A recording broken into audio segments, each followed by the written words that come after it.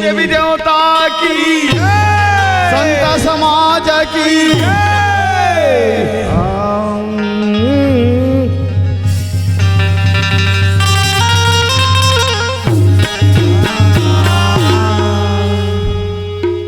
पानी से पतला कौन है? कौन है?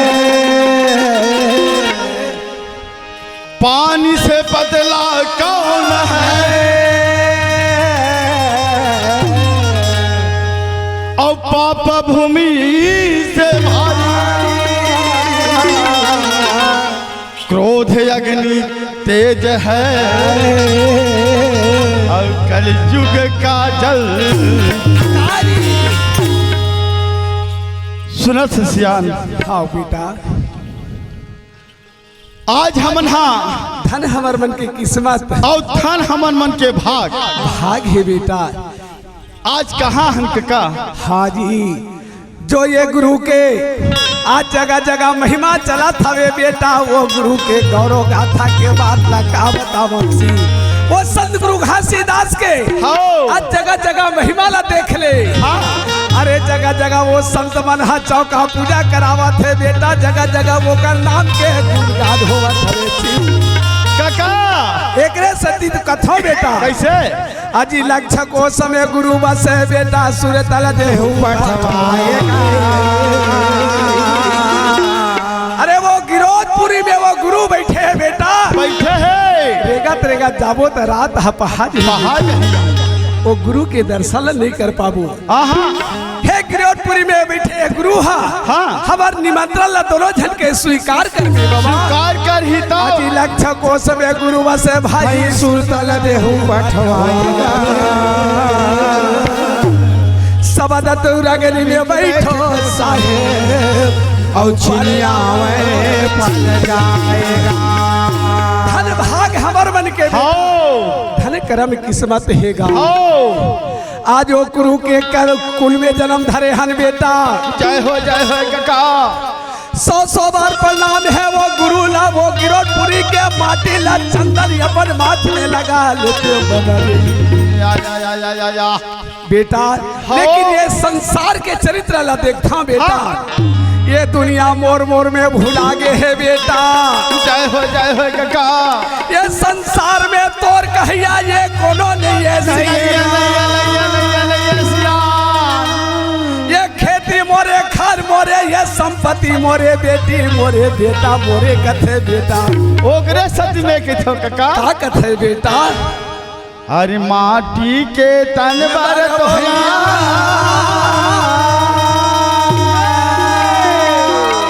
हाजी। अरे माटी के तन बर तोला, कतना गुमान है।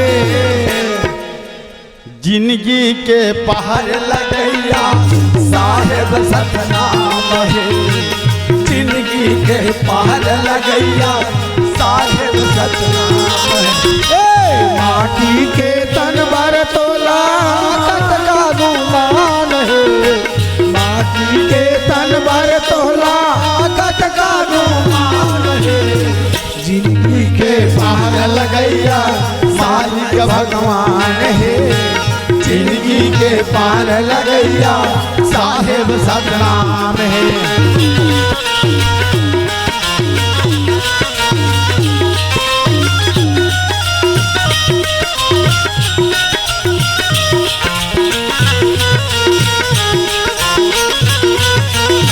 जिंदगी के पार लगैया सगवान काले के तहु आए जगत में काले के तहु जावे भैया काले के जावे भैया काले के जावे काले के तहु आए जगत में काले के तहु जावे भैया काले के जावे भैया काले के जावे मुट्ठी बांध के आए जगत में हाथ पसारे जावे भैया हाथ पसारे जावे भैया हाथ पसारे जावे हाथ पसारे जावे रे भैया हाथ पसारे जावे ए हाथ पसारे जावे रे भैया हाथ पसारे जावे बिल्कुल सत्य बात कहे बेटा। अरे जब माँ के कोख से हम निकले बेटा तो ये मुट्ठी बांध के जगत में आहन गा आहन और हाथ पसारे सब ल जाना है सब ले जाना है अरे सब जाना थे बेटा। अरे जत्का नजर में दिखा थे बेटा। हाँ जी इहे बोला सबला छोड़ के जाना है कोनो संग में जाने वाला लिए सी। अरे तब बोला वो मन खेला देखा कत का गुमान है कत का अभिमान है बेटा। अभिमान है ये तोर ताकत और तोर अभिमानी का माने वाला नहीं चलेगा नहीं चले बोला मुक्ति पाला है तो वो गुरु के शरण में जा तबे ये भाव सागर लपार हो भी बेटा। जब का मोर श्रोता सुनत होई और ये नरेश नरेश टंडन भैया टंडन भैया अरे जगह जगह होकर गाड़ी में पहुंचाते हमारा भैया। और ये कौन गांव के जानता कौन गांव के कौन गांव के बाबू घोटिया रथे एकरे सती कथा ये अभिमान करे के दिन न होएगा। अभिमानी मत करबे तो पंडित मन ला गाड़ी में ले तो छोड़ के आ जाओ एकरे सती कथा भैया ये माटी के चोला ये पानी पर दिया तन घुटा ही माटी के समान है बेटा। तब बोला ये मन के गुमान ला देखता बेटा जी। ओकरे सती में कहतो काका ओहो तबला मास्टर हो अरे माटी के तनवर तोला कतना गुमान है माटी के तनवर तोला कतका गुमान माटी के तलवार तोला कतका गुमान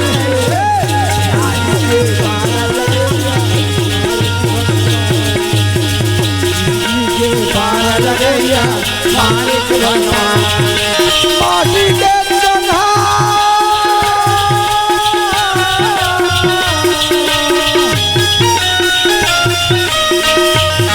के तलवार तोला कतका गुमान के बाल गैया मानिक भगवान के बाल गैया तोला कतका गुमान माटी के तलवार तोला कतका गुमान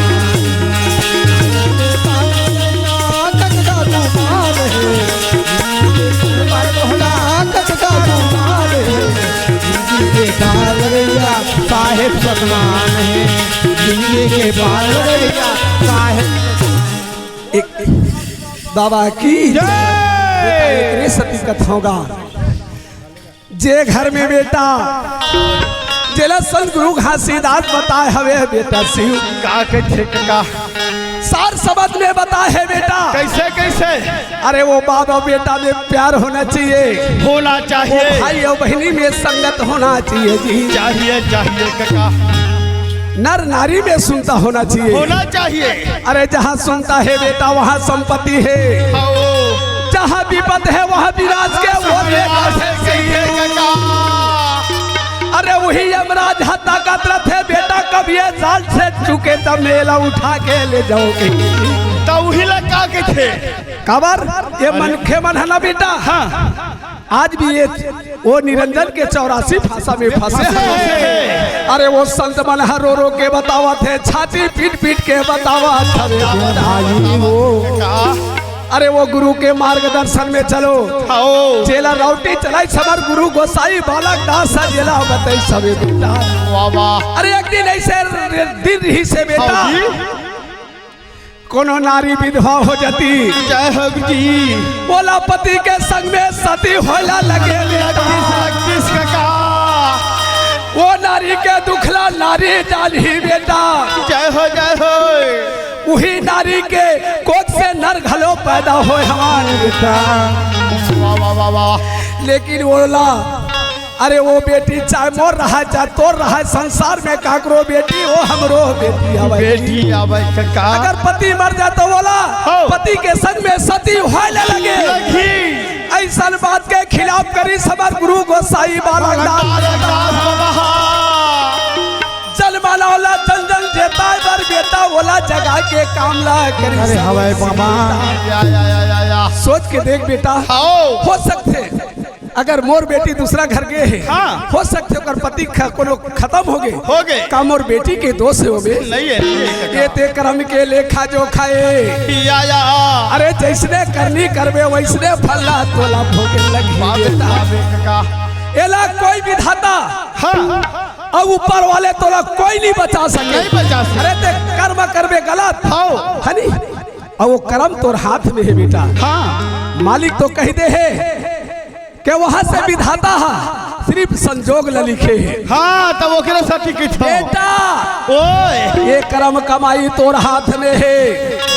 आ तोर लइका हवे तोर लइका ला पढ़ा दे लिखा दे बेटा।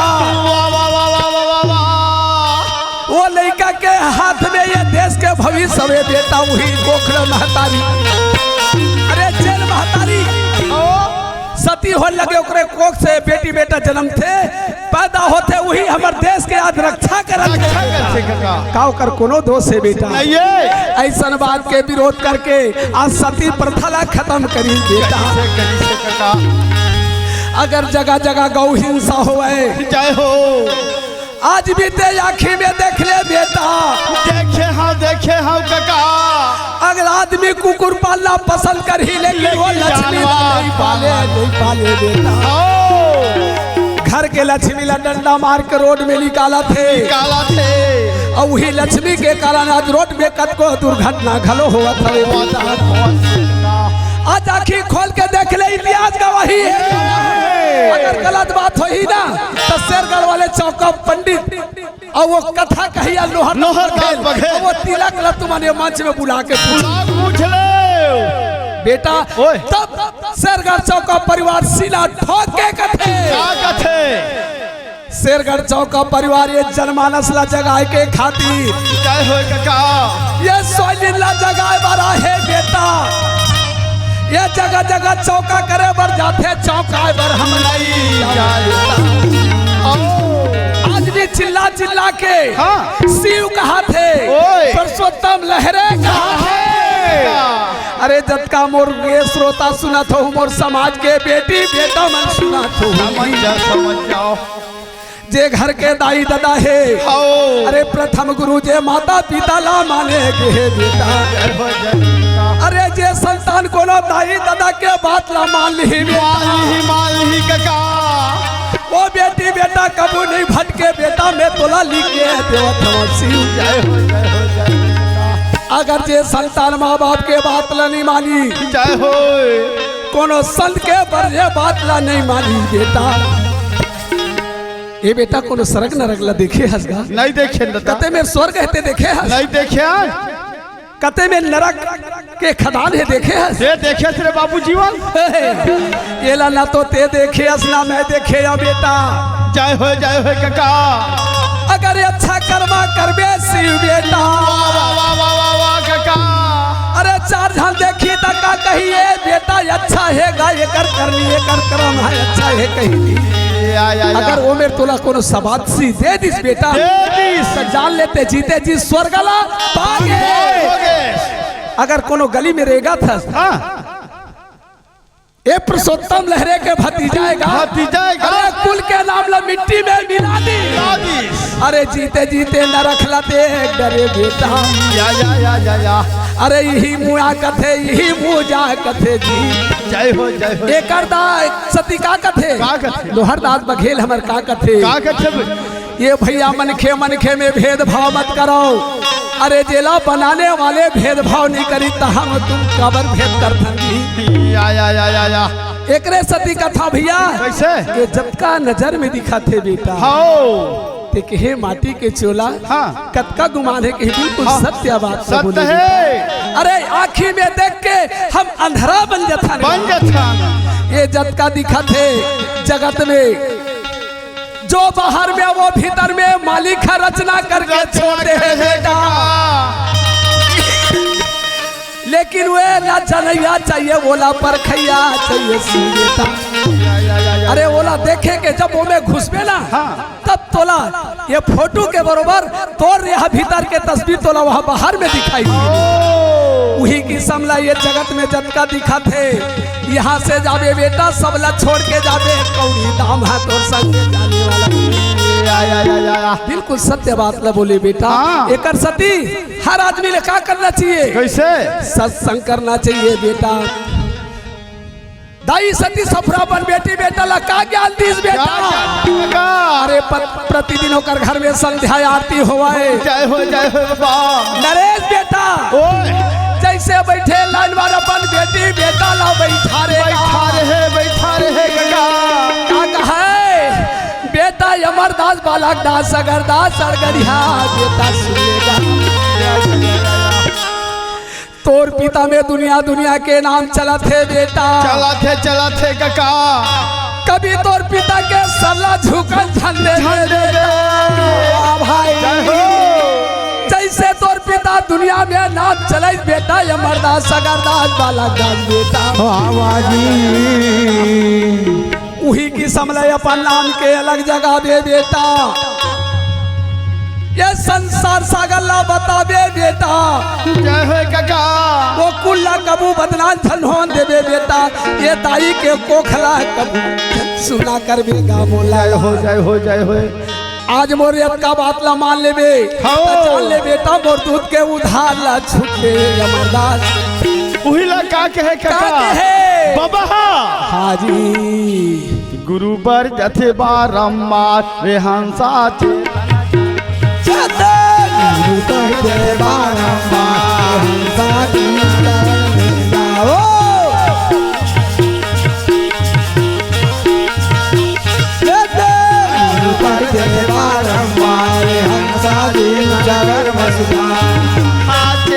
तन मसुधार रे हंसा तन कर मसुधार रे हंसा चेतन कर मसुधार मसुधार रे हंसा चेतन कर मसुधार रे हंसा चेतन कर